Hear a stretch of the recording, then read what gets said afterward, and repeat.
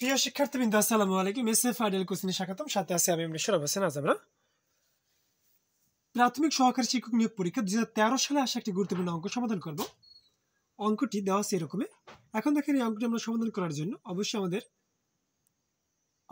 একটা নিয়ম মাথায় রাখতে হবে, সেটা হচ্ছে আমরা যখন ক্যালকুলেশনে কাজ করি সরলের, তখন আমরা অবশ্যই প্রথমত ব্র্যাকেটে কাজ করব।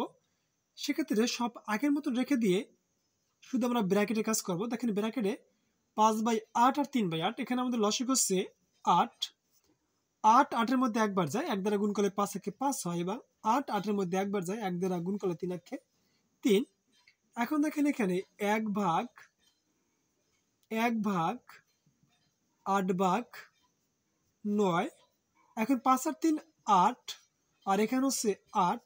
এই 8 ভ্যানিশ করে দিলে এখানে আমাদের সংখ্যা থাকে 1/8 হচ্ছে 9। এখন দেখেন যদি আমরা একটা কাজ করি, এই ভাগটা ইন্টু করে দিই 1 ইন্টু, তাই রাশিটা পরিবর্তন হয়ে যায়, মানে নিচের রাশি উপরে যায়, উপরে রাশি নিচে চলে আসে। তাহলে 9/8, সেক্ষেত্রে আমরা ফলাফল লিখতে পারি 9/8, যেটা হচ্ছে আমাদের কাঙ্ক্ষিত ফলাফল। আশা করি বুঝতে পারছেন।